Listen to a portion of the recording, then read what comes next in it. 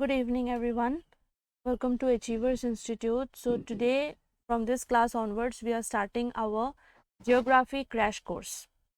Okay, so I hope ये class आपके लिए बहुत ही ज़्यादा इफ़ेक्टिव होगा बिकॉज ये जो हम कोर्स करने वाले हैं हमने पहले भी हमारे ज्योग्राफी क्लासेस किए हैं. तो this class will be a practice session for you all. ठीक है, ये प्रैक्टिस सेशन होगा. इसमें से बहुत सारे क्वेश्चंस ऐसे भी होंगे जो ऑलरेडी हमने कर लिया है, कुछ ऐसे भी क्वेश्चंस है जो कि नया है हमारे लिए एंड हम उसके accordingly additional things and static portions भी देखने वाले हैं साथ ही साथ. ठीक है, and those who have already learned about it, ये आपके लिए एक रिविजन क्लास भी होगा. तो आई होप कि आप लोग इस क्लास को प्रॉपरली देखें एंड रेफर करें for your exam. Okay, so we are starting the first question. Everybody who knows the answer अपने कमेंट सेक्शन में आप लोग आंसर बताएंगे. ठीक है, if not then we will be studying this. तो how many times is the size of the sun bigger than the earth? Question properly देखना है. Size of the sun bigger than the earth 100 times, 109 times, 116, 124 times. So yes, everybody are answering correctly. So the correct answer will be 109 times. Okay, sun कितना बड़ा है than the earth? Suppose this is the earth. Okay, and from the earth the sun is 109 times larger. ठीक है, साथ ही और एक चीज हम इसमें देखने वाले हैं that sun is apart from the earth. सन कितना दूर है अर्थ से, that miles और in किलोमीटर. ये भी एक क्वेश्चन बहुत ज़्यादा कॉमन है. ठीक है, which comes in the exams. तो ये भी आप लोग रेफर कर सकते हो. That is 864400 miles apart. मतलब सन और अर्थ के बीच में this is the distance in miles. और अगर इसको किलोमीटर में हम देखने जाए देन दिस इज 1391000 किलोमीटर. ठीक है, इन kilometre. Is the screen visible?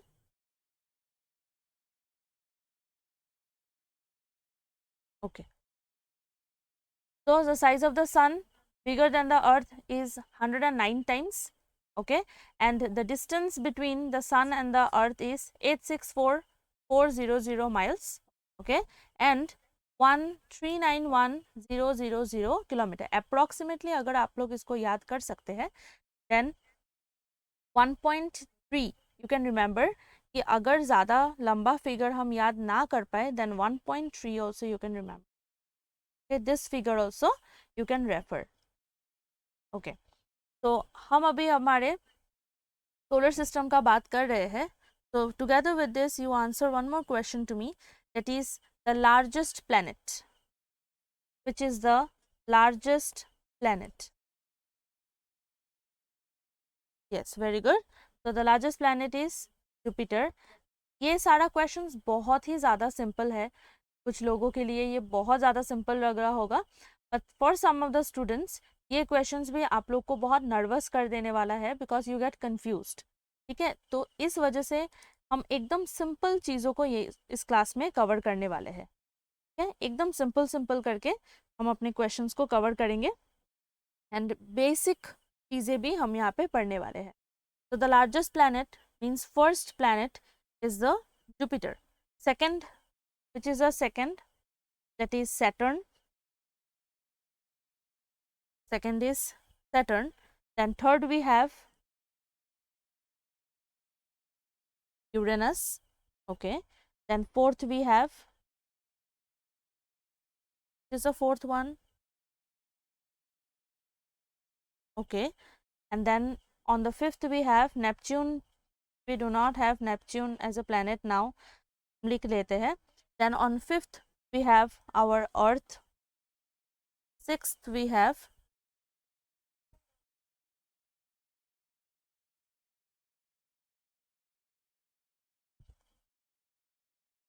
Venus, and the smallest planet is the Mars. ठीक है, smallest and the largest ये बहुत ज़्यादा important है. And you also remember the size of the Earth. It comes in the 5th position. ठीक है, simple चीजें हैं बट हमने यहाँ पे अभी देख लिया है। Next we have Hirakud Dam is constructed over which river? Hirakud Dam, it is constructed over which river? Before going to this, Hirakud Dam के लिए आप लोग और एक चीज याद रख सकते हो, that is Hirakud Dam ये है हमारे वर्ल्ड का largest earthen dam, world's largest earthen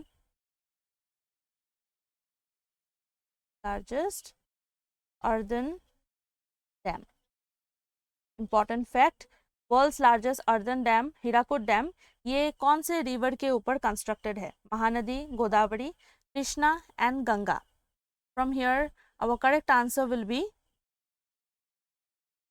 कौन सा ऑप्शन करेक्ट होगा?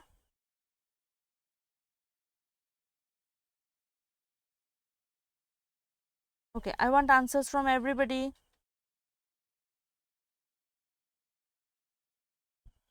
Yes, very good, that is Mahanadi river. Hirakud dam Mahanadi river के ऊपर है। ठीक है, साथ में हम इससे कुछ बेसिक स्टैटिक फैक्ट्स भी देखेंगे। दैट इज हमने हीराकुड डैम के बारे में देख लिया।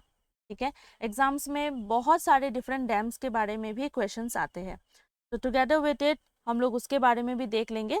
एंड आई होप आप लोग नोट्स बना रहे हो, बिकॉज क्वेश्चंस अगर ज़्यादा इंपॉर्टेंट ना भी हो, लेकिन हम जो स्टैटिक पोर्शंस देखने वाले हैं वो बहुत ज़्यादा इंपॉर्टेंट है। ठीक है, might come in your exam, तो इसलिए उसको भी नोटिस करना है अच्छे से। Next we have Bhakra dam. Now tell me, Bhakra Dam, this is constructed over which river? Bhakra Dam, this is constructed over Satluj.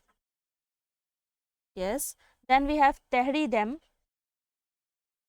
All the important dams we are mentioning here. Tehri Dam, ये कौन से river के ऊपर है? भागीरथी। ठीक है, Tehri Dam के बारे में और एक चीज जानना है, that is this is the tallest dam in India. Tehri Dam, this is the tallest dam in India. ठीक है, कैसे याद रखेंगे? That is Tehri. ठीक है, टेहरी से हम लोग ये याद रख सकते हैं that it is गहरा, टेहरी गहरा, ऐसे कुछ याद रख सकते हैं। तो tallest dam in the world. Next we have Sardar Sarovar. Sardar Sarovar dam ये कौन से रिवर के ऊपर है? सरदार सरोवर,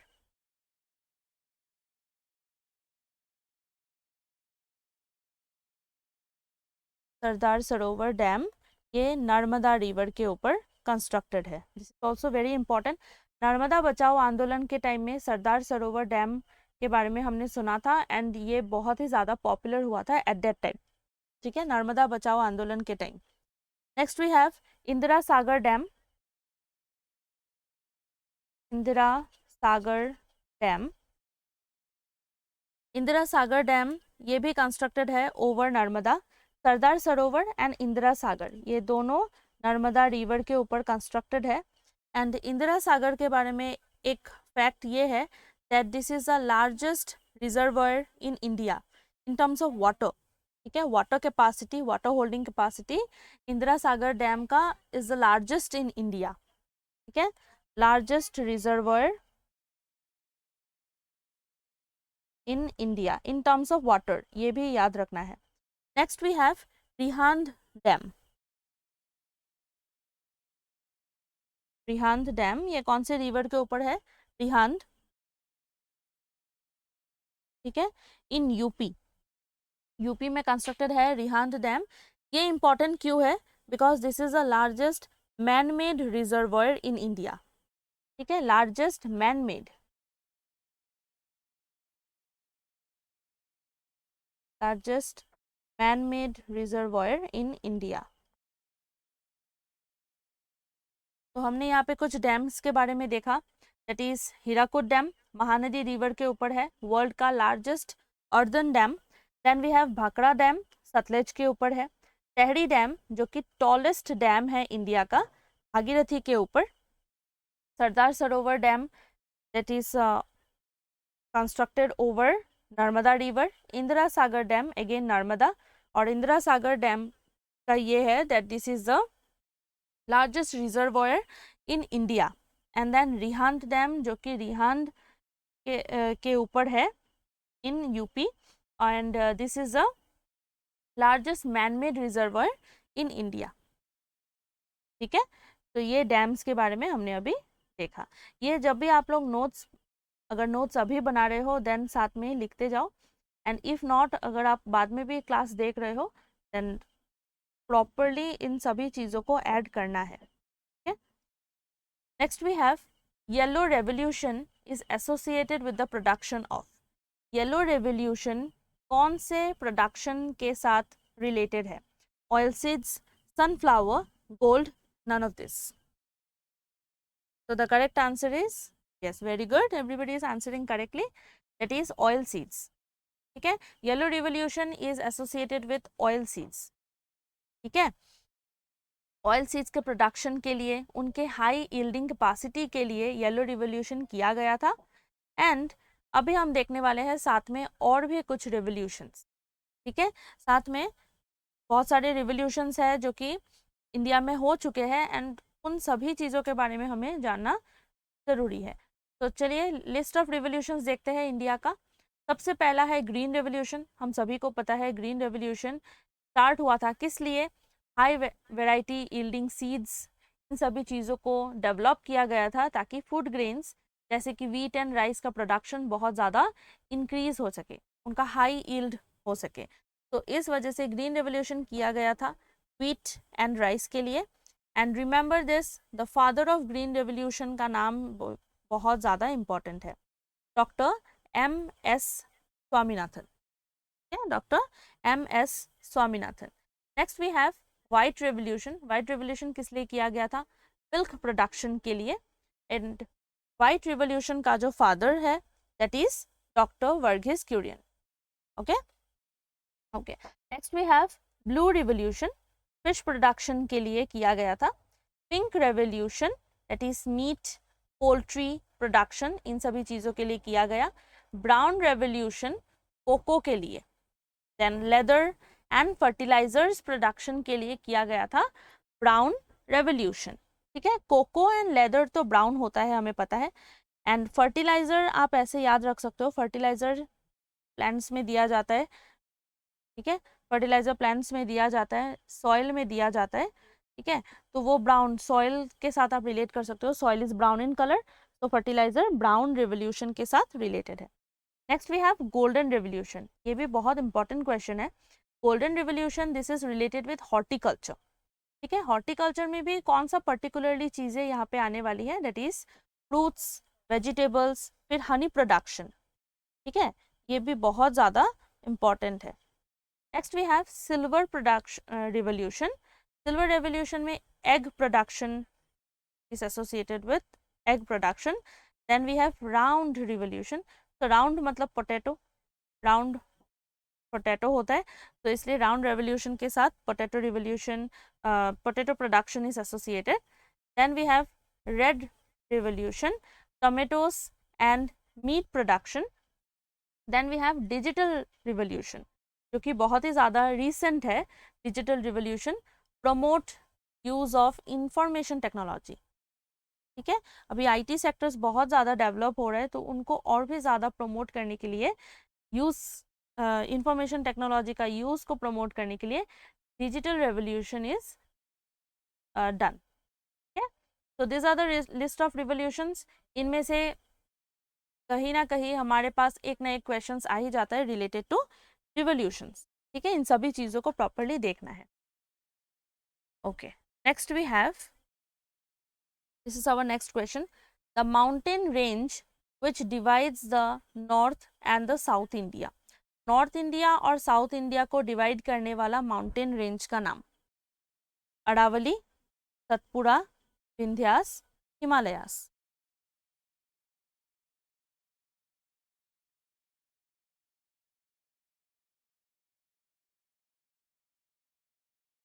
ओके, सभी ने विंध्यास आंसर किया है। चलिए देखते हैं इसका आंसर विंध्यास है कि नहीं।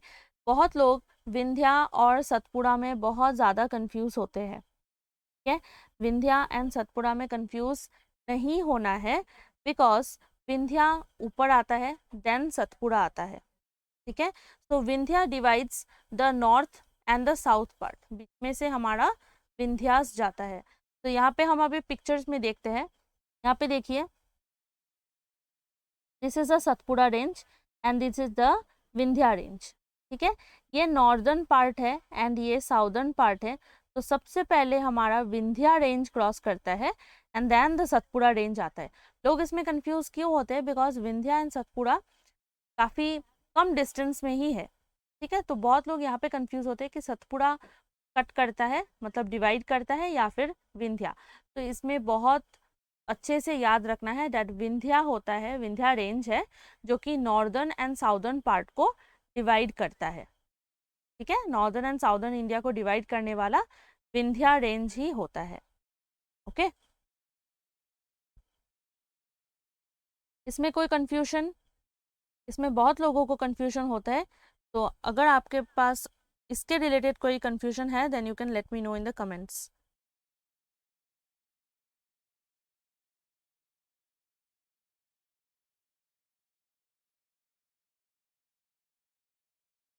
ओके, आई सपोज कोई डाउट नहीं होगा इसमें, then we are moving forward. The physiography of Assam can be classified into dash geographical region. ये सभी लोग आंसर कर पाएंगे। तो द फिजियोग्राफी ऑफ असम ये कितने पोजीशंस में डिवाइडेड है? 2, 3, 4, 5। तो सभी ने 3 आंसर किया है, ऑप्शन बी दैट इज 3, ठीक है। Very good, this is the correct answer. तो सबसे पहला जो फिजियोग्राफी है that is Brahmaputra valley, okay, Brahmaputra valley. Number 2 हमारे पास आ गया बराक वैली, एंड नंबर 3 हमारे पास आ गया हिली रीजन, ठीक है। हिली रीजन्स में कौन सा चीज, कौन सा हिल्स है जो कंप्राइज होता है यहाँ पे? Hilly regions comprising north Cachar hills, जिनको अभी दिमा हसो के नाम से भी जाना जाता है, ठीक है। नॉर्थ काछाड़ हिल्स, ये नॉर्थ काछाड़ हिल्स जो है इसको दिमा हसो के नाम से भी जाना जाता है। तो इसमें इसको भूलना नहीं है, बिकॉज ये पहले भी एग्जाम में आ चुका है, तो इसलिए मैं ज़्यादातर यहाँ पे मेंशन कर रही हूँ। North Cachar hills is also known as Dima Hasao hills, okay. तो ये याद रखना है। And suppose Brahmaputra valley, Barak valley and hilly regions ये ऑप्शंस में नहीं है, सपोज ऑप्शंस में दिया हुआ रहता है। और एक चीज़ 3 पार्ट्स में डिवाइडेड है द फिजियोग्राफी ऑफ असम, वो है हमारे पास एक होता है प्लेन्स, ठीक है, एक हो गया हमारे पास plateau regions, and then we have mountain regions, ठीक है। ये भी एक फिजियोग्राफी के अंदर ही पड़ता है। If not this three then this three will be there, ठीक है, माउंटेन रीजन्स। तो प्लीज रिमेंबर ये भी 3 ऑप्शंस है, ठीक है, Brahmaputra, Barak and hilly regions, and ये भी 3 ऑप्शंस है, plains, plateau region and mountain regions, ठीक है। तो सपोज अगर मैं यहाँ पे असम का मैप बनाती हूँ,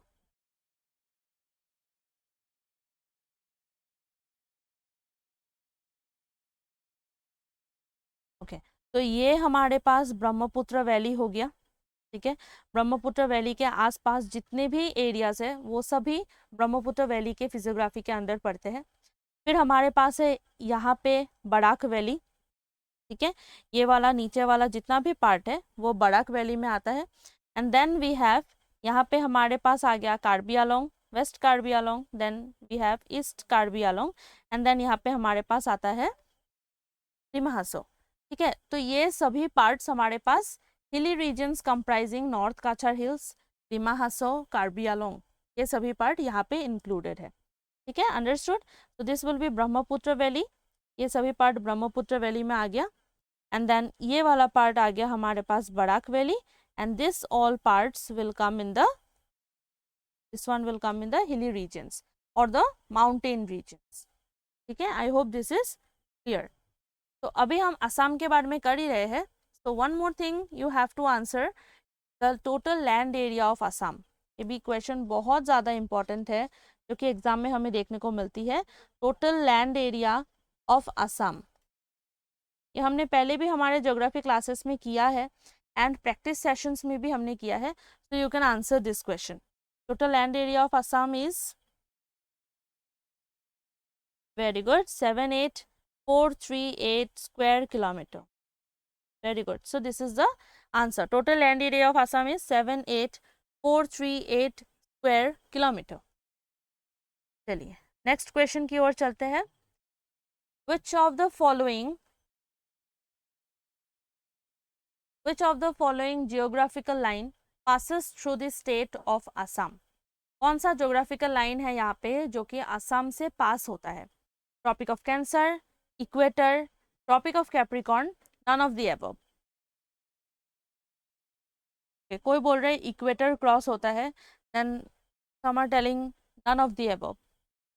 ये इसको पहले इन आवर वर्ल्ड मैप हम देखते हैं. Suppose this is our earth, ठीक है, ये इक्वेटर आ गया हमारे पास.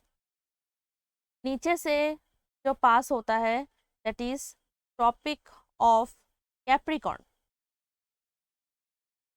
नेक्स्ट ऊपर से जो पास होता है that is, sorry this will be a parallel line, this is tropic of Cancer.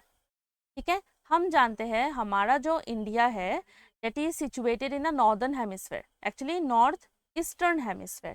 ठीक है, in this part India is situated in this part.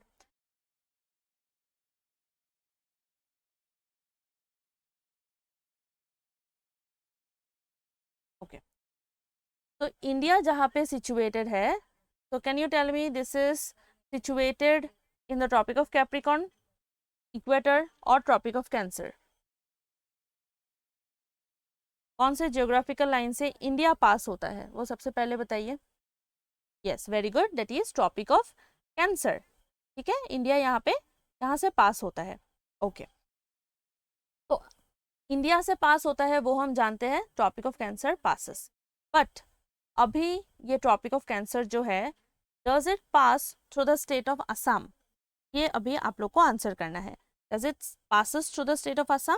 तो the answer is no, because tropic of cancer जो पास होता है, this is our India map.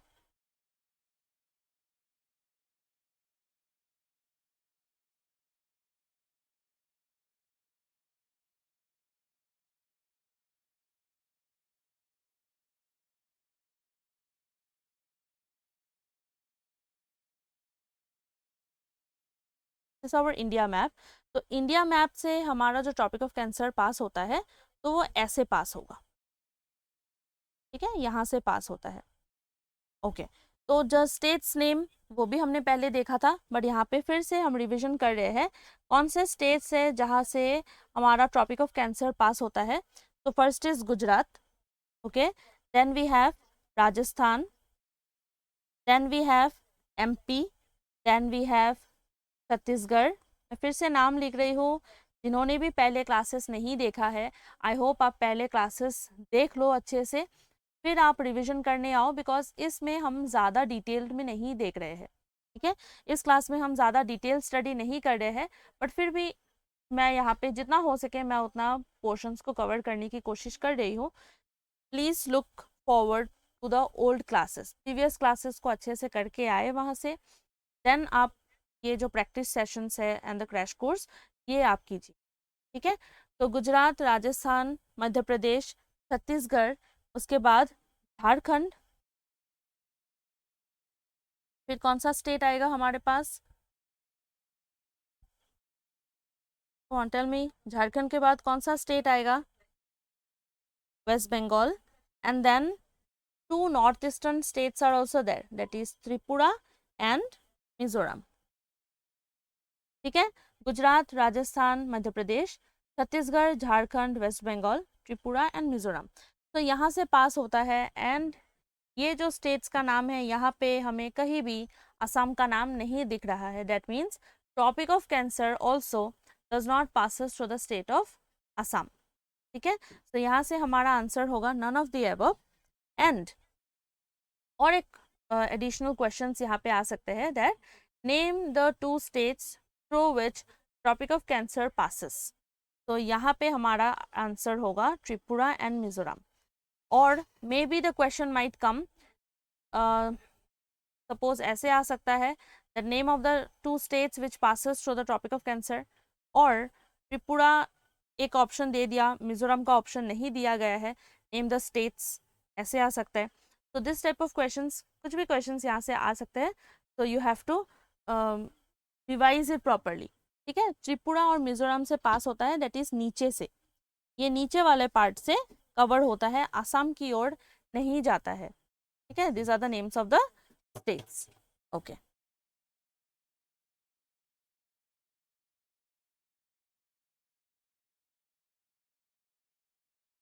next we have, how many regional divisions are there in Assam? How many regional divisions? Regional divisions की जगह पे कभी ऐसे भी हो सकता है डैड यहाँ पे एडमिनिस्ट्रेटिव डिविजन्स रखा गया है इन द क्वेश्चन, वहाँ पे भी कंफ्यूज नहीं होना है। एडमिनिस्ट्रेटिव और रीजनल डिविजन्स कुछ भी ऑप्शंस में क्वेश्चन में हो सकता है, so don't get confused.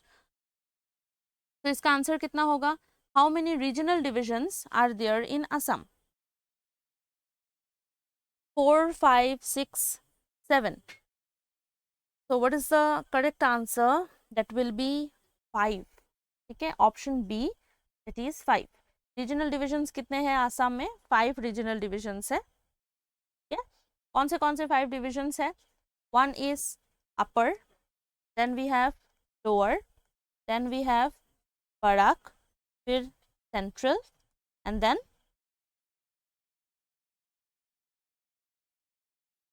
North. Upper, lower, Barak, central and north.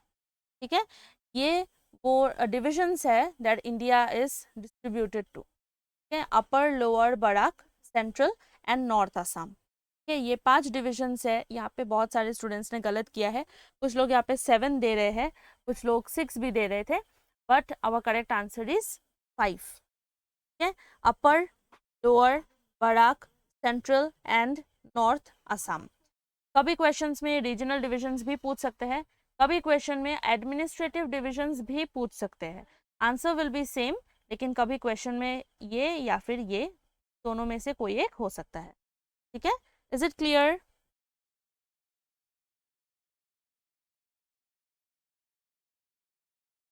Okay, very good. Next we are moving forward to another question. Who first coined the term 7 sisters for the north eastern state? हमारे north east में कोई भी exams हो, इसके लिए बहुत ही ज़्यादा इंपॉर्टेंट है। Who first coined the term 7 sisters? Jyoti Prasad Saikia, Jyoti Prasad Agarwala, Bishnuram Medhi, doctor Bhupen Hazarika. ये क्वेश्चन में एक्स्ट्रा कुछ जानना ज़्यादा इंपॉर्टेंट नहीं है। ठीक है, ये क्वेश्चन अपने आप में बहुत ज़्यादा इंपॉर्टेंट है। तो किन्होंने फर्स्ट टर्म किया था 7 सिस्टर्स, हमारे जितने भी नॉर्थ ईस्टर्न स्टेट्स हैं उनको डिनोट करने के लिए? तो here the correct answer will B Jyoti Prasad Saikia. Jyoti Prasad Saikia is the correct answer. Options में आपके पास ज्योति नाम का जितने भी हमारे एसएमएस पर्सनालिटीज है उनके बारे में दे सकते हैं, ताकि आप लोग कंफ्यूज हो जाओ। जैसे कि मैंने यहाँ पे रखा है ज्योति प्रसाद सैकिया एंड ज्योति प्रसाद अग्रवाला। ठीक है, तो इसमें कंफ्यूज नहीं होना है, Saikia will be the correct answer. ठीक है, next we have next question, Which district is not under Barak Valley? यहाँ पे ऑलरेडी मैंने पिक्चर रखा हुआ है, I hope you can answer this.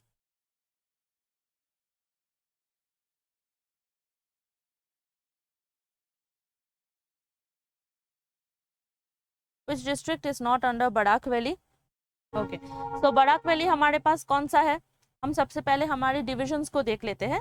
ठीक है, so this is upper, this is lower, this is central, ये बराक हो गया और ये नॉर्थ हो गया। ये 5 रीजनल डिविजन्स के बारे में हमने अभी जस्ट क्वेश्चन में देखा। ठीक है, ये 5 डिविजन्स है हमारे पास। इसमें से बराक वैली हमारे पास है। ये बराक वैली में 3 डिस्ट्रिक्ट्स इंक्लूडेड है, that is Cachar, Karimganj and Hailakandi. ठीक है, तो which district is not under Barak valley? तो काछार हमारे पास बराक वैली में आता है, करीमगंज भी आता है, हाइलाकांदी भी आता है। तो यहाँ पे जो डिस्ट्रिक्ट नहीं होता है दैट विल बी दिमा हसो। ठीक है, Dima Hasao is not under Barak valley. ठीक है, ये पिक्चर रखने का और एक मोटिव ऐसा भी है ताकि आप लोग इसको प्रॉपरली देख सको, एंड इसको जब भी आप लोग डिफरेंट डिफरेंट डिस्ट्रिक्ट्स को बार बार देखते हो तो वो आपके दिमाग में आ जाता है कि हमारा वो डिस्ट्रिक्ट कौन से एरिया में है। ठीक है, one more question you will get, जिसके लिए आप लोग को पता चलेगा कि क्यों हमें डिस्ट्रिक्ट्स कहाँ पे है, कहाँ पे सिचुएटेड है, वो जानना इम्पोर्टेंट है। ठीक है, तो फॉर दिस क्वेश्चन, ये क्वेश्चन के लिए मैं बोल रही थी कि कहाँ पे हमारे डिस्ट्रिक्ट्स है वो जानना ज़रूरी है इस ऐसे क्वेश्चंस की। Raimona national park is located in which part of Assam? तो पहले हमें जानना चाहिए that Raimona national park is situated in which district, वो सबसे पहले इंपॉर्टेंट है। ठीक है, रायमना नेशनल पार्क कौन से डिस्ट्रिक्ट में सिचुएटेड है? That is Kokrajhar. Very good. ठीक है, कोकराझार में सिचुएटेड है हमारा Raimona national park.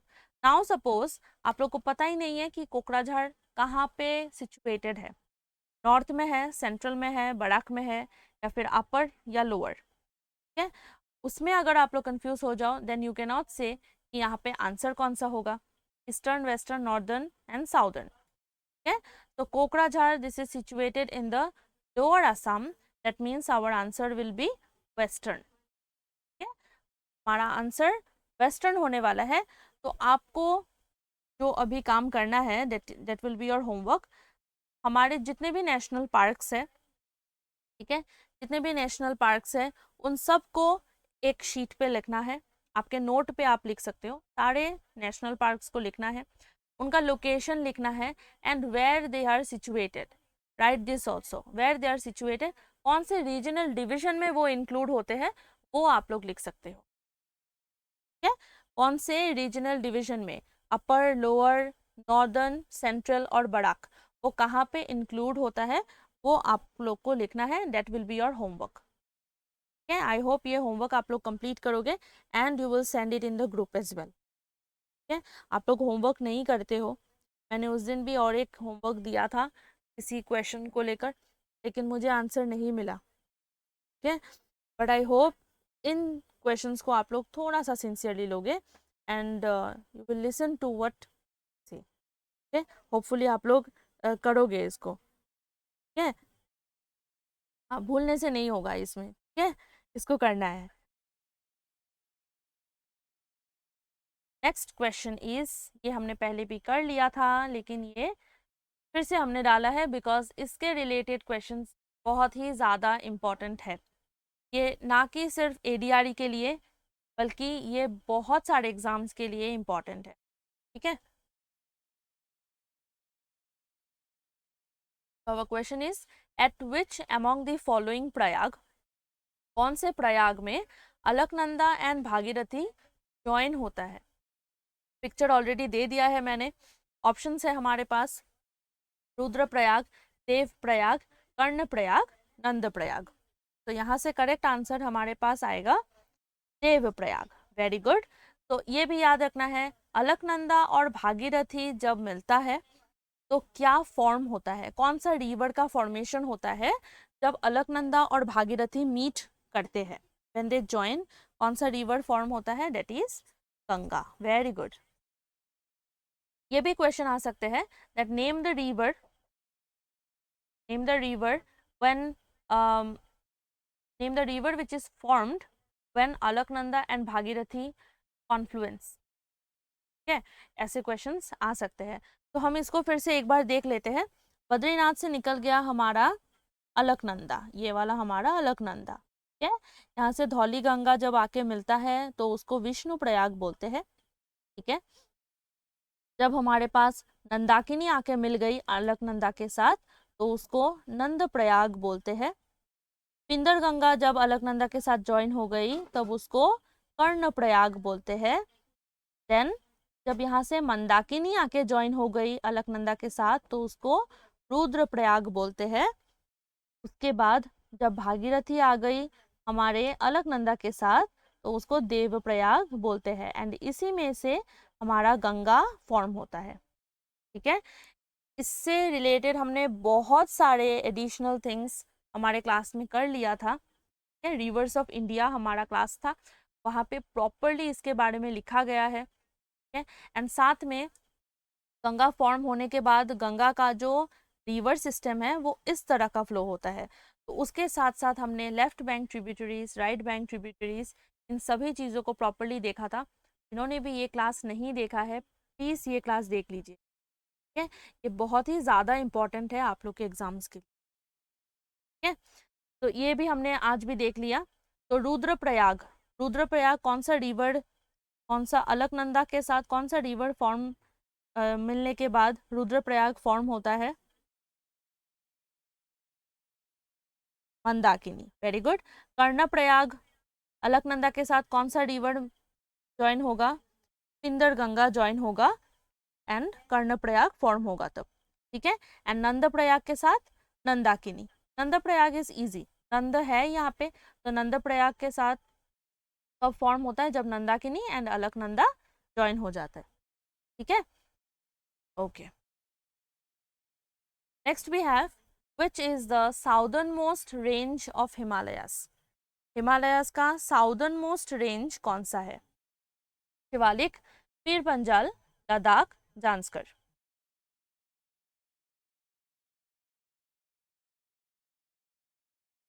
Option A B B ऐसे कुछ आ रहे हैं। रिवीजन, ये सब कुछ रिवीजन के ऊपर डिपेंड करता है। ठीक है, सभी चीज़ों को प्रॉपरली रिवीजन करना है। तो चलिए फिर से देखते हैं। हमारे पास यहाँ पे ट्रांस हिमालयास आ जाता है। ठीक है, सबसे पहले ट्रांस हिमालयस में यहाँ पे काराकोरम आ गया, फिर हमारे पास लद्दाख आ गया, फिर हमारे पास जांस्कर आ गया।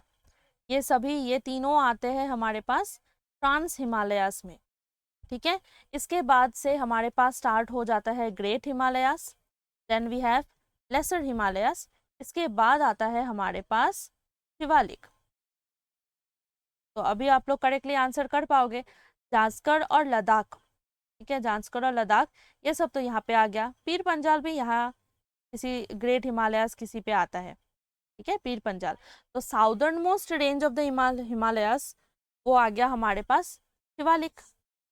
तो इन सभी चीज़ों को, इन सभी क्वेश्चंस को आंसर करने के लिए ऐसे चीज़ों को याद रखना इम्पॉर्टेंट है।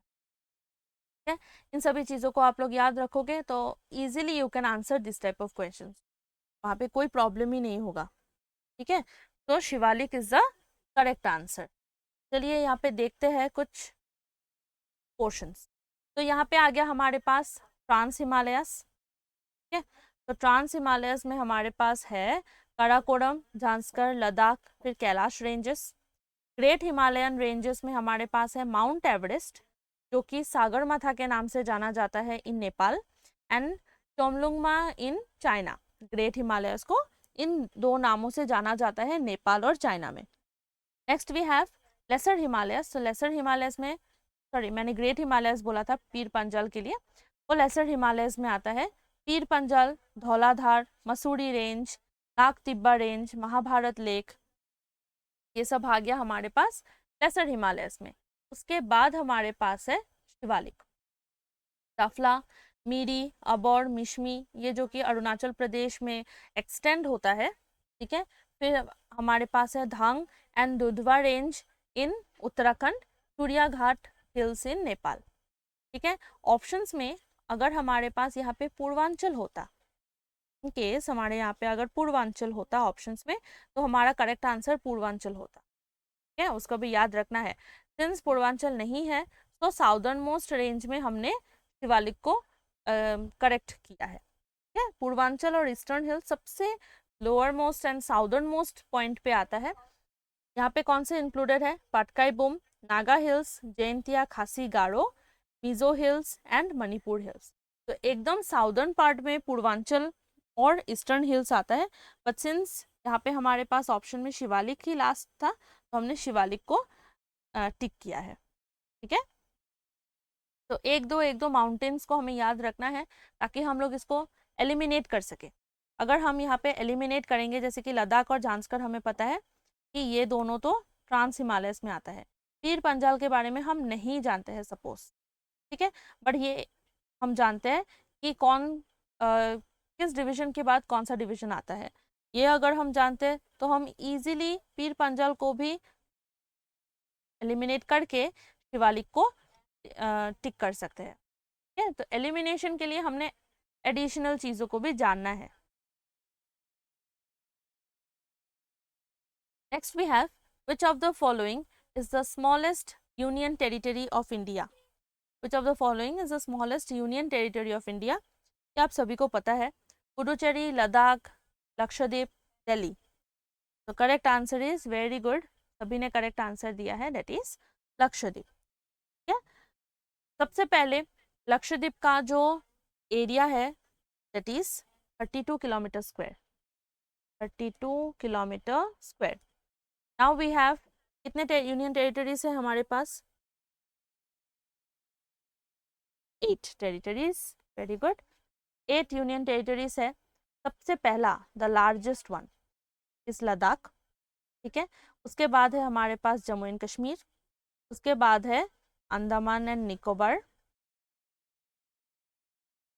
ठीक है, इसके बाद अंडमान एंड निकोबार के बाद Delhi, then we have Dadra and Nagar Haveli, Daman and Diu,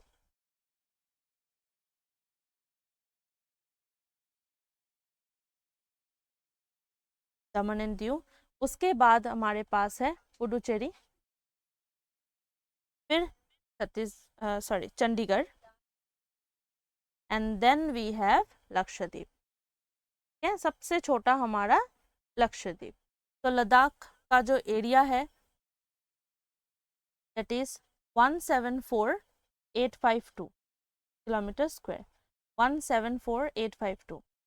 Jammu and Kashmir का 55,538 kilometre square, Andaman and Nicobar का 8,249 किलोमीटर स्क्वायर, दिल्ली का 1,490 kilometre square, Dadra and Nagar हवेली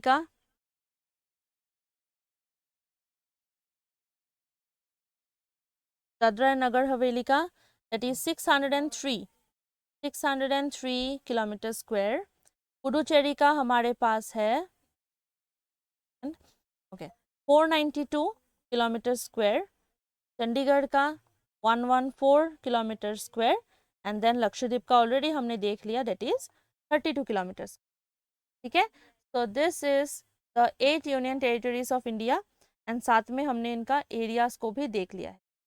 बाद में अगर आप लोग लिख रहे हो इसको तो प्रॉपरली नोट डाउन करना है एंड सीक्वेंस वाइज लिखना है। ठीक है, Ladakh, Jammu Kashmir, Andaman and Nicobar, Delhi, Dadra Nagar Haveli, Daman and Diu, Puducherry, Chandigarh, Lakshadweep.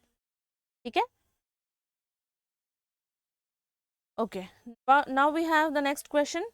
Consider the following statements. Shivaliks is in the outermost range of Himalayas. Himalayas has been formed through the process of folding. Mount Everest, Kanchenjunga is in the greater Himalayas. तो कौन सा option correct होगा? B and C, A only, all of the above, और A and C?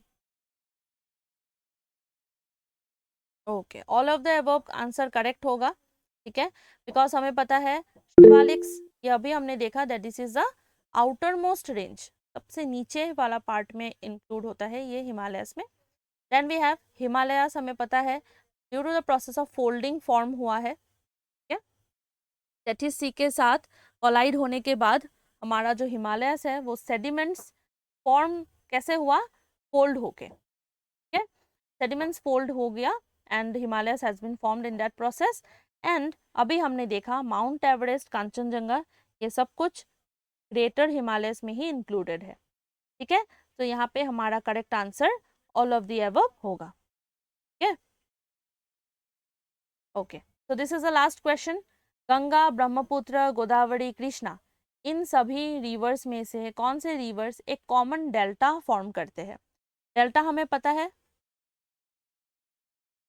Delta क्या होता है? सबसे पहले तो ये इम्पॉर्टेंट है कि डेल्टा क्या होता है। तो जब कोई भी रिवर्स बहुत ज़्यादा सेडिमेंट्स लेके आता है वाइल फ्लोइंग, तो एक ही जगह पे वो लोग जमा करते हैं, ठीक है। So this will be a delta, ठीक है। तो यहाँ से कौन सा रिवर ऐसा है, दो रिवर्स या फिर तीन, जो कॉमन डेल्टा फॉर्म करते हैं? 1 and 4, 1 and 3, 1 and 2, 3 and 4. Okay, so Ganga Brahmaputra, that means option C, 1 and 2 are the is the correct answer. ठीक है, वो लोग ग्रीन डेल्टा फॉर्म करते हैं। क्या फॉर्म करते हैं? Green delta. ये लार्जेस्ट इन द वर्ल्ड है, गंगा एंड ब्रह्मपुत्र जो डेल्टा फॉर्म करते हैं, this is the largest in the world, ठीक है। And they form a common delta जो कि बहुत ज़्यादा इम्पॉर्टेंट है, ठीक है।